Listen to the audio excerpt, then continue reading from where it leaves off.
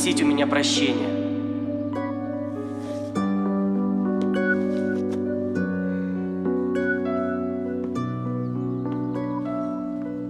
Доброе утро. Егор прав. Это я во всем виновата. Я должна была сразу рассказать Вадиму, тогда бы ничего не произошло. Успокойся. Не нужно брать вину на себя.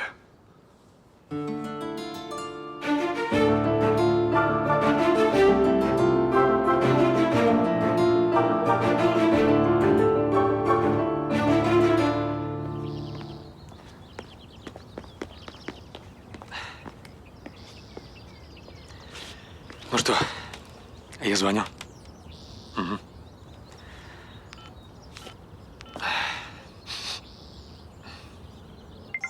Да, Стас, доброе утро. Аня, Егор просил передать, что… Ты везешь его домой? Нет, я его не привезу. Ну тогда мы можем заехать за ним. По просьбе моего крестника мы подаем на тебя в суд с целью лишения опеки. То есть как? Егор хочет, чтобы его опекуном назначили меня. Он не хочет больше жить с тобой. И ты согласен стать его опекуном? Ради Егора я пойду на все. Чушь! Да пока он болел, ты ни разу к нему не заехал. Аня, Егор изъявил свое желание. Я докажу в суде, что отлично заботилась о Егоре, и меня ни за что не лишат опеки. Хорошо. Значит, до встречи в суде. Все будет хорошо. Я все понял. Так я должна поговорить с Егором. Подожди-ка. Дай мальчику выдохнуть. Он сейчас на эмоциях. Или сделаешь хуже. Ром, мне страшно. Не бойся. Чтобы судья лишил тебя опекунства, нужна существенная причина. А у Никанорова ее нет. Давай найдем Юлю. Давай.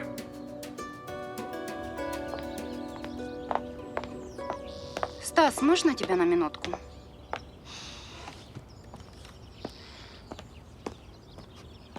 Ты мне можешь ответить на один вопрос? Я не хочу сейчас об этом говорить. Как ты мог так с нами поступить? Потом поговорим. Нет, не потом. Ты мне скажи, где ты деньги возьмешь, чтобы долг отдать. Не ори, нас все слышат, дура. Ах так. Крестный, принеси плед, пожалуйста. Извини, Егор, не сейчас. Привет. Привет. Привет. А почему ваши родители ссорятся? Да, у них бывает. Я не понял. Крестный должен кому-то денег? Просто папа Иногда ссорится с мамой. Как и все родители. Пустяки, скоро помирятся. Ладно, пошли.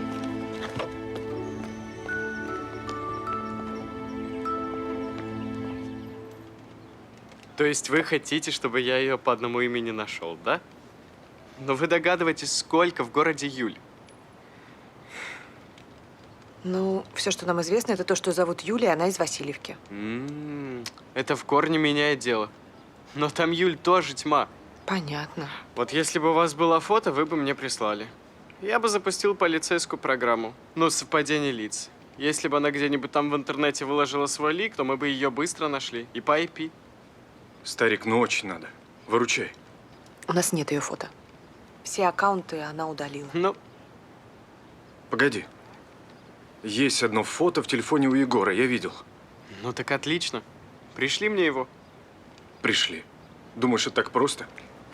Ну, не так просто. Нет фото, нет Юли. Не волнуйся, все будет нормально. Егор, Сделайте шаг назад. с какой-то стати, кто вы такой? Анатолий Гринев. Представляю интересы Егора Корабельника. Сделайте, пожалуйста, шаг назад. Вы создаете стрессовую ситуацию для моего клиента. Что за бред, а? Я вас прошу отойти назад, иначе я вынужден буду заявить, что вы пытались надавить на моего клиента. Нет, Ром, нам надо было нанять адвоката, сами мы не справимся. Аня, выяснения отношений сейчас не пойдут на пользу.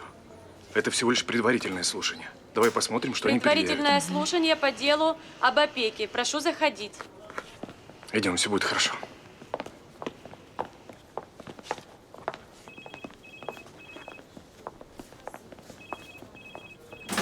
Анна Корабельник не соблюдает имущественные права моего подзащитного.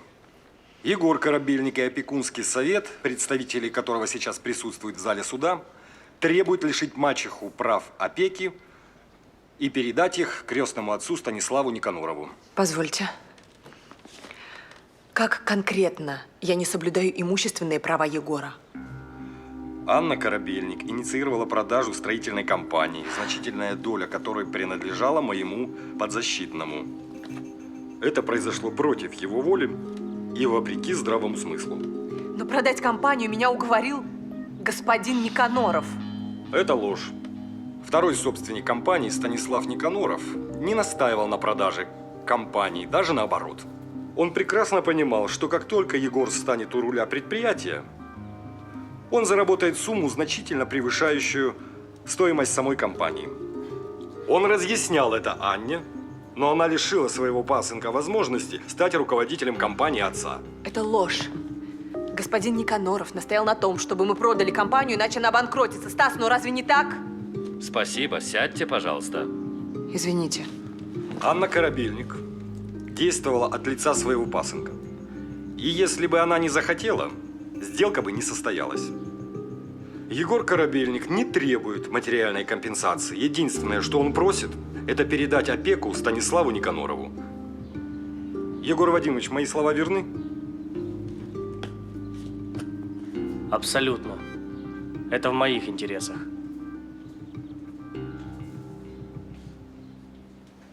А что, если Егору будет лучше со Стасом, чем со мной? Никаноров хоть и мало его навещал, но у него жена, дети. У Егора, по крайней мере, будет семья.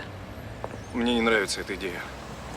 Здесь прежде всего нужно думать об интересах Егора. Никаноров выставил тебя последней стервой. Оболгал в глазах Егора и суда. Ты хочешь, чтобы он жил с ними? Я точно знаю, что я должна найти Юлю.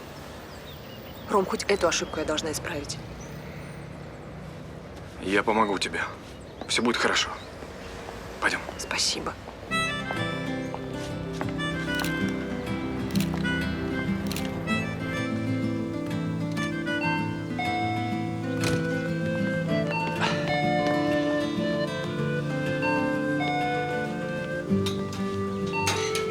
Здравствуйте, Станислав. Я могу видеть Егора? Нет, не можете. Я по поводу тренировок.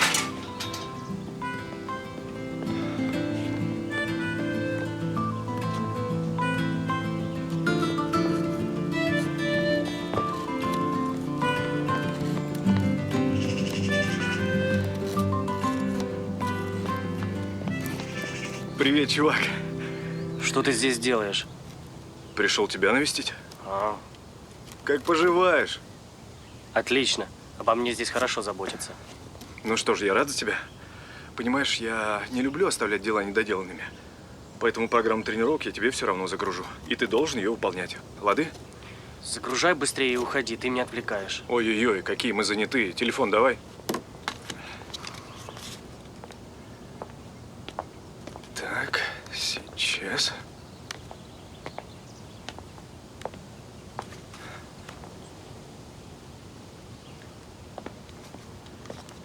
О чем задумалась? Что ты здесь делаешь? Тебе лучше уйти. Быстро в дом. Пошел вон отсюда. Да что вы так нервничаете? Ты сюда незаконно вторгся, и я об этом сообщу в суд. А если еще раз повторится, вызову полицию. Понятно? Понятно. Выход вон там. Я понял. До свидания. Всего хорошего. Егор, что он тебе говорил? Он угрожал тебе? Нет. Точно? Да. Ну что, Бабам! Достал. серьезно? Ну, не скажу, что это было легко. Вот. Ты герой. Ну теперь-то Никита ее найдет? Ну, будем надеяться. Как там Егор? Ну, я видел его недолго, сказал, что заботится о нем хорошо. Да? Да. Ну, он хорошо выглядит, и все так, в порядке. Ясно. Слушай, может, мне тогда не стоит за него бороться в суде, если ему хорошо? Пусть живет с Никаноровым. Ну, я, конечно, Не буду спорить, но как скажешь. Что как скажешь? Как скажешь. Первые за 3 месяца я вообще не знаю, что мне делать. Как что делать? Гулять. Поехали.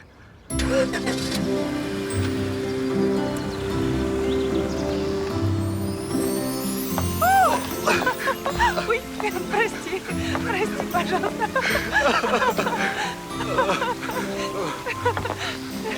Вот так вот, чуть вместе. Давай тебя поснимаю. Так. Отлично. Ну, можно еще лучше. Было очень больно.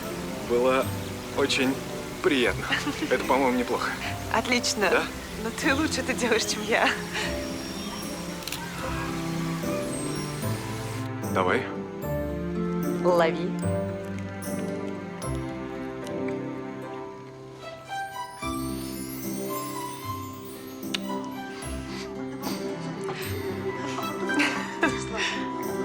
Хочешь? Давай. Все?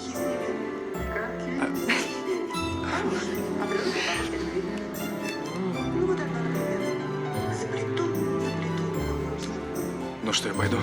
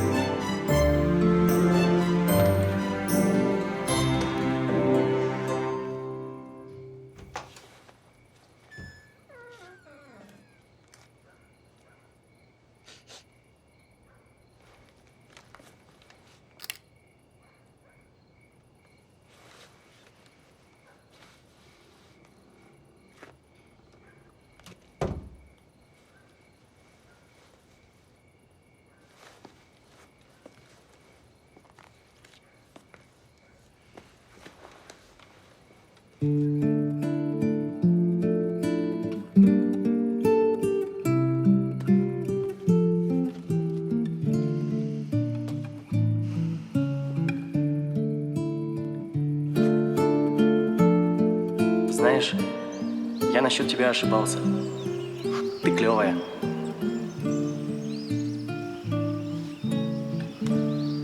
Ты тоже клевый. И очень похож на своего отца. Аня, привет. Я купил тебе какао и еще кое-что. Ого! Спасибо. Да не за что. Так, завтракаем быстро и едем на озеро. У нас напряженный график. Хорошо, как скажешь. Спасибо за какао. Ой, мне кто-то звонит по скайпу. Сейчас я отвечу и пойду Давай. переодеваться, ладно? Я не знаю, кто это. Алло? Hello, it's William Jones, Dean of London Technical School. Who am I speaking with? Hello? It's Anne, stepmother of Igor. Oh, great. Some time ago, you informed us that now you are Yegor's caretaker. But a man named Stanislav Nikanorov phoned us and presented himself as a new caretaker for the boy. Is that true? No, I mean, we're here now, but officially I'm still Igor's caretaker. Oh, I see. William, may I ask you, what did Nikanorov want? He asked if we could send all of the belongings and documents by mail, because the boy will not be our student anymore. But for what reason? He told he could not afford British education. It's nonsense.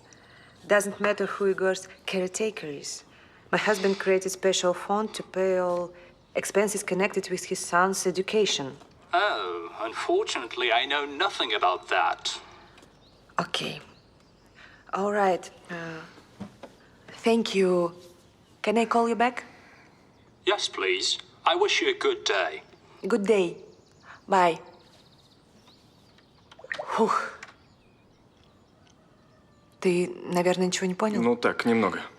В общем, Никаноров сообщил в лондонскую школу, что Егор больше не будет у них учиться, потому как не может себе этого позволить. Но это бред. Егор может себе это позволить, и еще как. Я Даже боюсь предположить, на что Стас собирается тратить деньги из образовательного фонда. Похоже, мы рано расслабились. Да не то слово. Ну хорошо, я могу допустить, что да, Егор согласен с ним жить, и его это устраивает. Но я-то думала, что он будет продолжать обучение в своей школе в Лондоне, ну хотя бы дистанционно. Значит так, я попытаюсь ему позвонить. Да это бесполезно.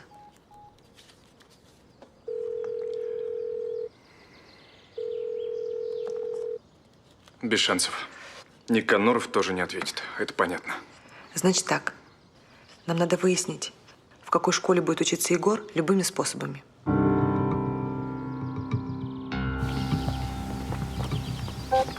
Кажется, они выезжают. Видимо, Егор и его дети учатся вместе.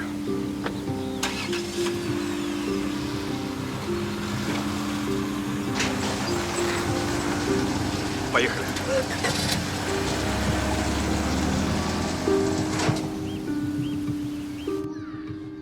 Ром, я не понимаю, чему здесь можно научить вундеркинда, который по робототехнике может докторскую защитить? Может, у Никанорова такой подход к воспитанию? Не знаю.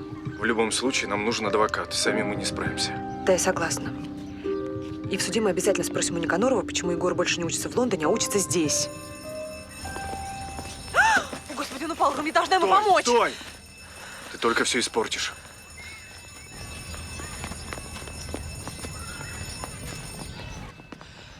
Поехали. Попробуем поговорить с Никаноровым.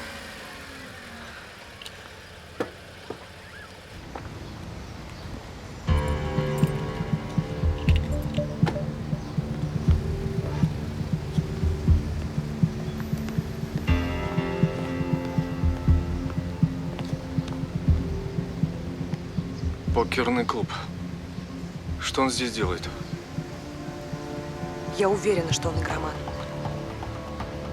Что будет с Егором? Он спустит его состояние. Так, а как нам ему помочь?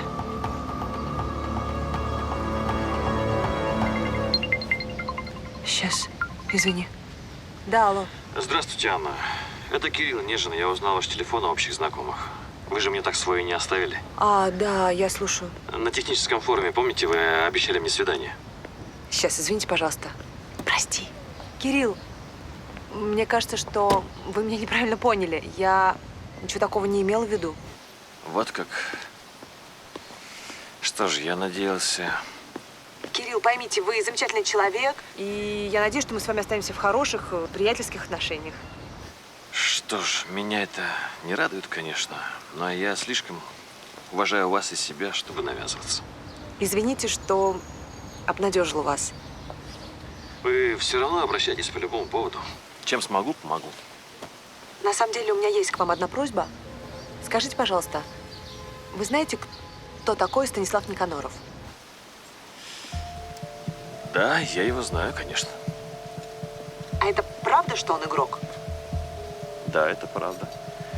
У нас в стране, конечно, запрещены азартные игры, но определенные люди встречаются и играют на деньги. На большие, Аня. Он проигрывает? Да, и много. Скажите, а где в нашем городе играют на деньги? Клуб спортивного покера «Зеленый носорог». Там есть VIP-комната, я бывал пару раз. Как туда попасть? Анечка, а вы хотите сыграть? Нет, просто мне надо кое-что проверить. Нужно дать официанту щедрые чаевые, сказать, кто вас порекомендовал. Вы можете сослаться на меня. Но я вас предупреждаю, есть правила. Никаких сотовых телефонов. Свой сотовый вы сдадите на входе, иначе у вас могут быть проблемы. Ясно. Спасибо, спасибо вам огромное, Кирилл. Вы меня очень выручили, и я желаю вам счастья. И я вам, Анечка. Всего доброго. Что-то случилось? Нет, все отлично. Мы пойдем в этот клуб и докажем, что Никаноров игроман. Как? Он же нас узнает. Не узнает. Я все придумала.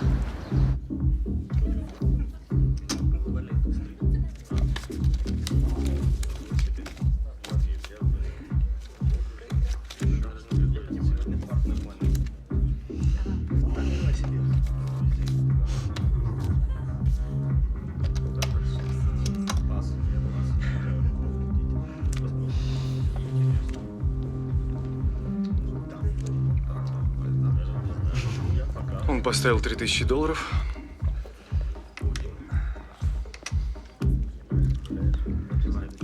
Что, ставку? Он сейчас проиграет все деньги Егора. Пора.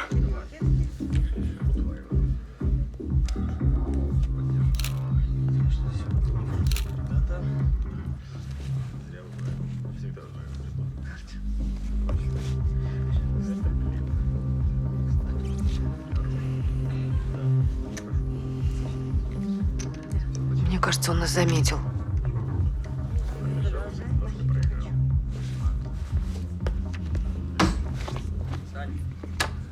Он просто проиграл?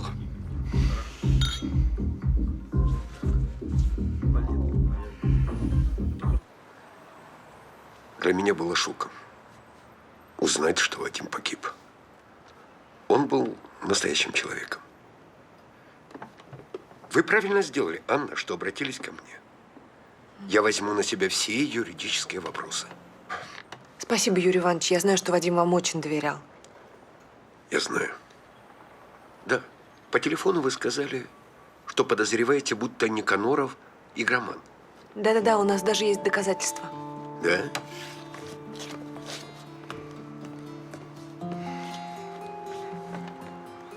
Вот.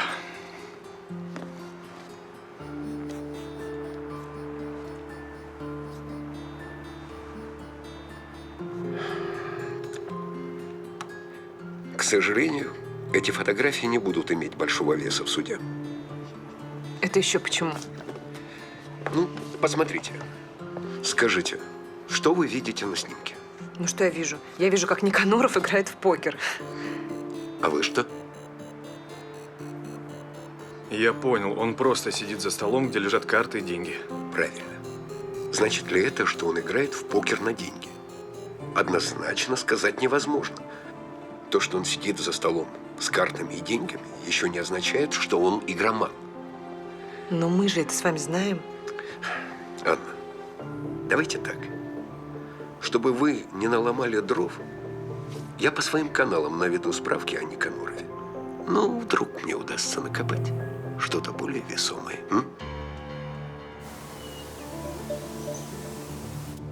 У меня новость. Так, узнали что-то важное? Глобально я бы сказал. Только постарайтесь выслушать меня спокойно. Хорошо. Так вот, у меня много знакомых в бизнес-кругах. И вот с одним из них Никаноров выпивал до Нового года. Будучи пьяным, он рассказал, что прошлой осенью получил предложение продать строительную фирму. Якобы его партнер Вадим Корабельник был не против этого. Да-да-да, я знаю, Вадим мне про это рассказывал. Да, он даже самостоятельно взял аванс у покупателей. Но основной собственник, Вадим, принял решение фирму не продавать. Надо понимать, аванс Никаноров уже потратил. Да. И тем самым поставил себя в патовую ситуацию.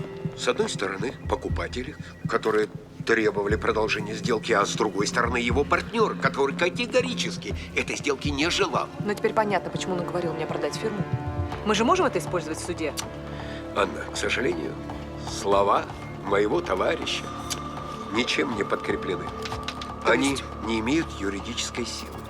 То есть мы ничего с этим не можем сделать? Ну, почему же? Мне нужно сначала ознакомиться с материалами дела, заключениями экспертов относительно гибели Вадима. Да, кстати, я послал запрос, вы его завтра можете получить у следователя. Подождите, я правильно понимаю, вы намекаете на то, что Никаноров мог организовать… Да.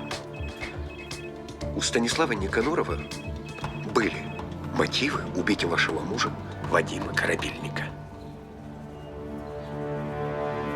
Обвинение в несоблюдении имущественных прав подопечного беспочвенны.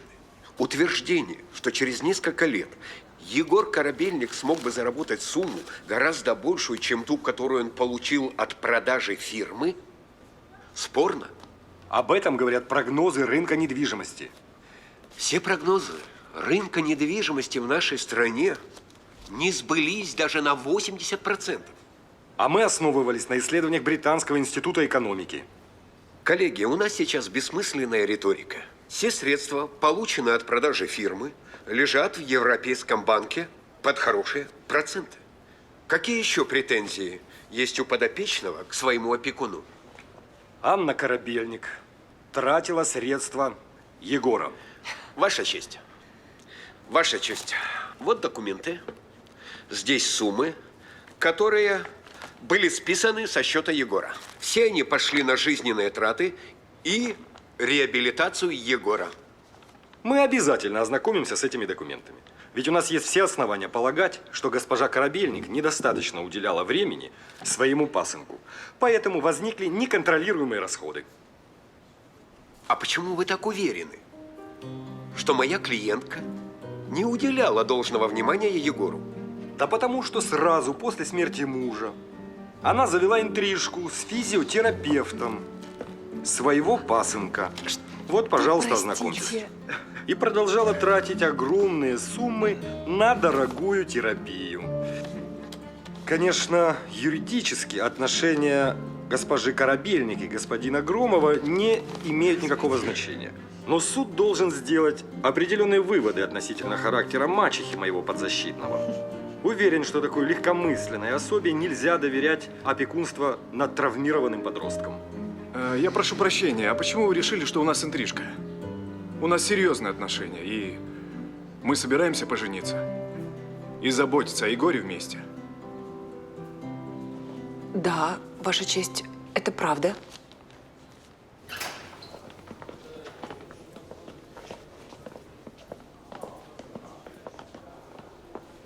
Ну, что сказать, у меня нет слов. Потрясающая работа, спасибо вам. Это еще не конец. Наши противники, они изобретательны. А вот заявить о будущей свадьбе в данной ситуации была превосходной идеей. Вы молодцы. Это все он. Ну что, жду заключения следователя. Всего хорошего. До свидания. Спасибо. Всего хорошего. Ром, ну это было лихо. Круто, спасибо тебе. Ань, я… Да? Да нет, ничего. Ну что, пойдем? Пойдем.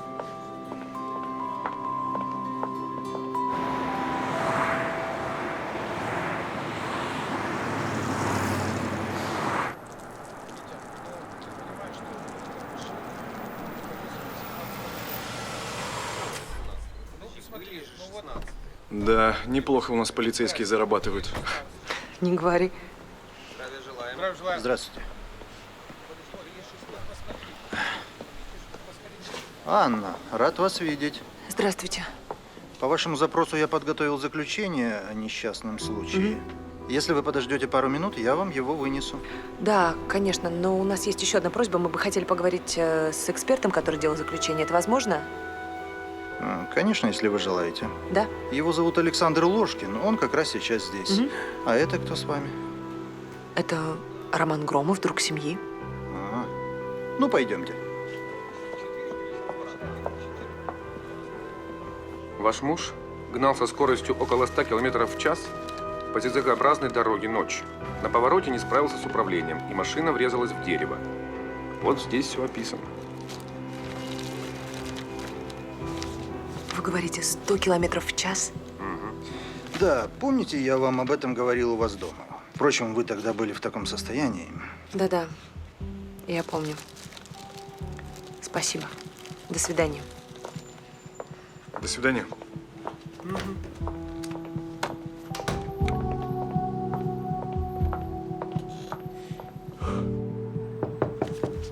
Да, проходите.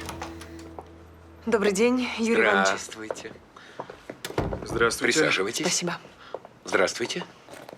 Ну, как успехи? В общем так, мы побывали на месте аварии. Вот дерево, в которое врезалась машина. Как не самый последний гонщик, я готов заявить, что если бы Вадим ехал со скоростью 100 км в час и врезался в дерево, то они с Егором разбились бы вдребезги. Пацан не выжил бы даже пристегнутым. А на какой скорости, вы думаете, ехал Вадим?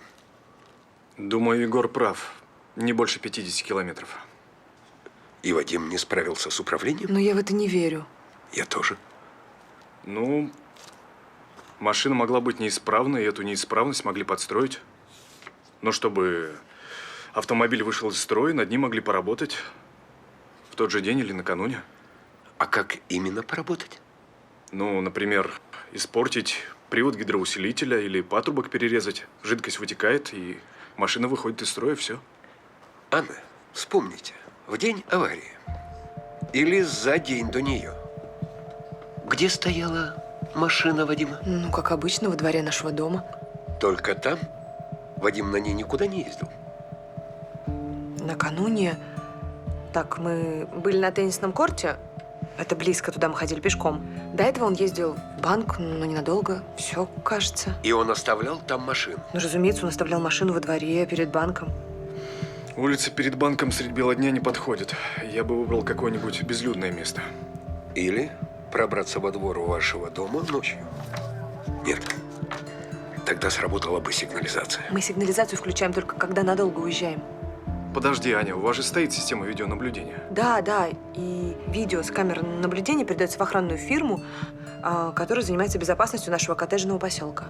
Да, я знаю, как эти фирмы занимаются безопасностью. Дежурный сидит перед множеством мониторов.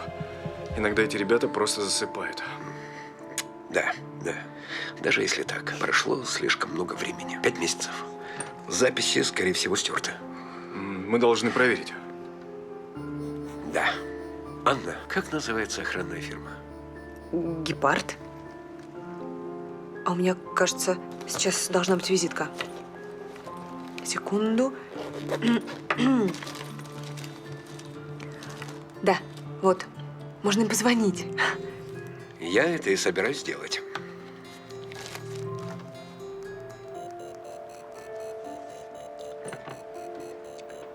Здравствуйте. Я представляю интересы вашей клиентки Анны Корабельник. Скажите, могу ли я получить видеозапись наблюдения за ее домом за… 20 апреля.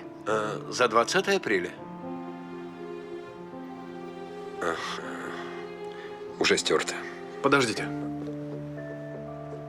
Скажите, а жесткий диск, на который они были записаны, мы можем получить? Угу. Спасибо. Я, конечно, не могу ничего гарантировать, но кое-что мы можем попробовать. Ну как, получается? Ну, погоди, чувак, я же не волшебник. Врешь. Ты подпольный Гендальф. Ой, ты не перехвали. Задача-то не из легких. Я достаю информацию, которая была записана 5 месяцев назад. Это при том, что уже 4 раза что-то переписывали. Вот что интересно. Знаете, в этой фирме стирают информацию 1 числа каждого месяца. А здесь стерли 20-го утром. То есть сразу после той ночи, которая вас интересует. Ну, понятно. Значит, в агентстве кто-то был подкуплен. Да, скорее всего. Вуаля. Смотрим кино. Я же говорил, ты Гендальф.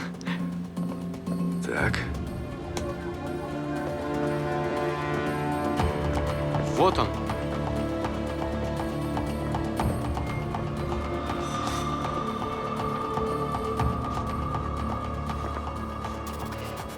Знаю я, что он там делает. Ребят, ну, мы не видим его лица, как мы его найдем? Погоди, погоди. Ой, пожалуйста, верни чуть-чуть. Так, а можешь увеличить? Еще.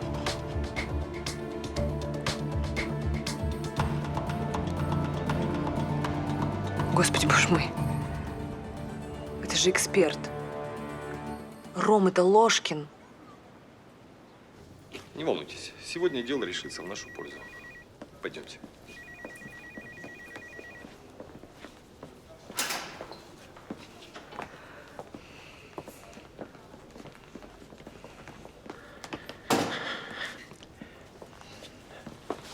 Ну что?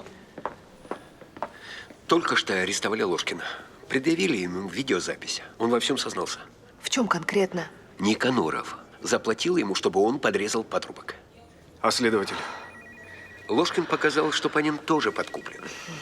И работник охранной фирмы за то, что не забил тревогу, когда во двор пробрался незнакомец.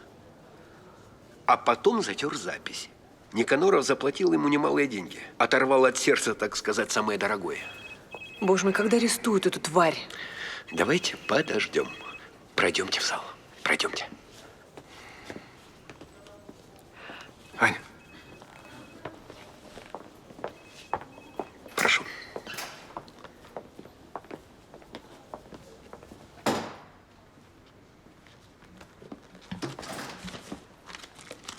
Встать. Суд идет.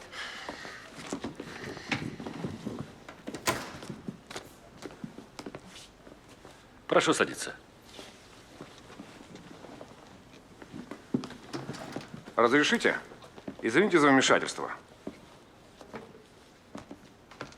Станислав Никаноров? Да. Вы обвиняетесь в убийстве Вадима Корабельника. Прошу следовать за мной.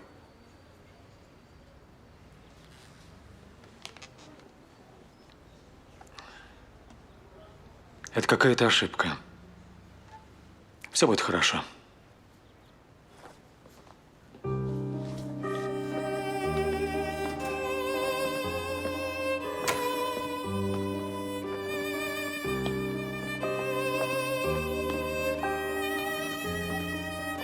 Ваша честь.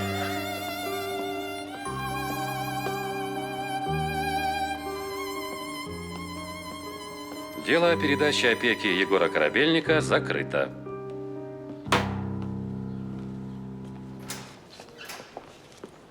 Анна, хорошо, что Никаноров не успел воспользоваться деньгами Егора, так как формально не являлся его опекуном. Поддонок. Убийца. Ведь и компанию Егор потерял из-за него. Это правда. Но вот признать сделку недействительной будет крайне проблематично. Почему? Никаноров, получив свою долю, истратил ее. Ну, выиграл ли от этого Егор финансово или проиграл, покажет время. Но то, что я точно знаю, что Никаноров совершил страшное преступление и будет за это наказан. Спасибо. Да, я пойду поговорю с Егором. Хорошо.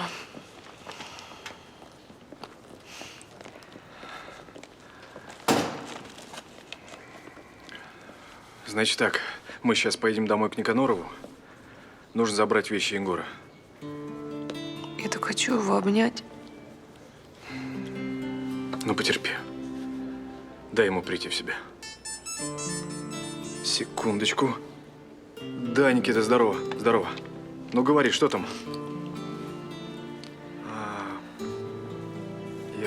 Да, я понял.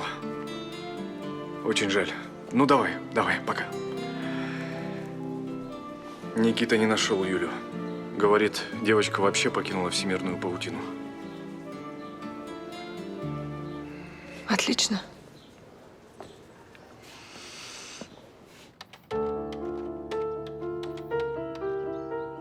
Меня зовут Анна Корабельник, и около 5 месяцев назад я совершила ужасную ошибку.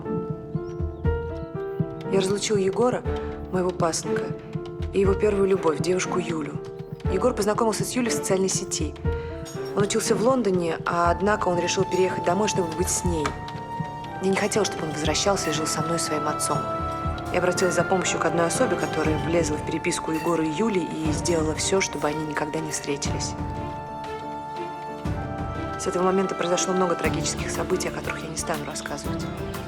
Скажу только то, что Егор поехал в Васильевку искать Юлю, но не нашел. На обратном пути он попал в аварию, получил серьезные травмы и долго не мог ходить.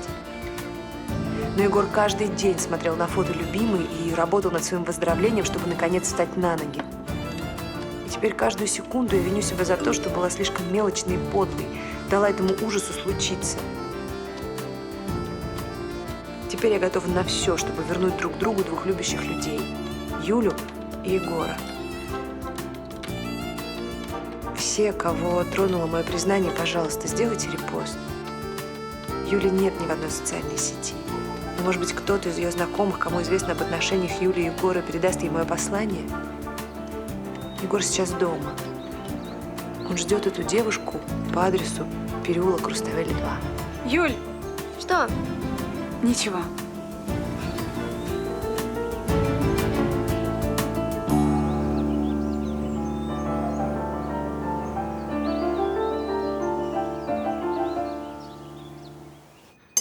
Так. Попрошу минуточку внимания. Ого. Так, интересно. Роман, Аня, я решил вернуться в Лондон. Восстановлюсь в технической школе.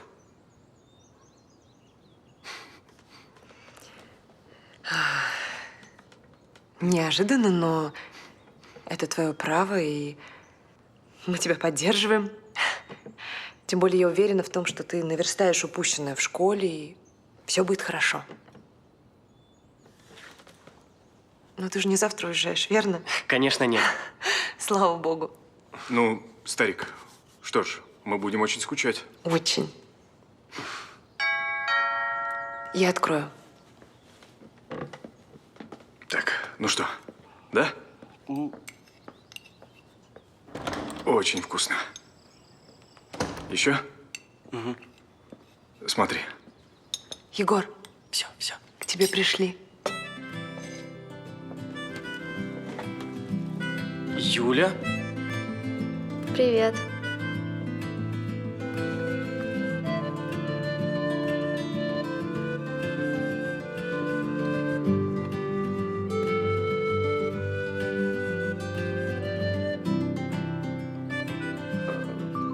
Можно мы на улицу выйдем? Ну, конечно.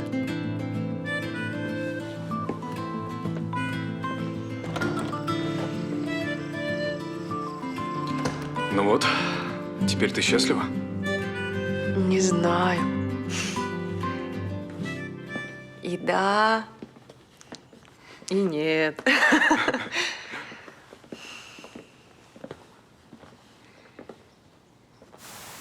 Ты на меня больше не обижаешься?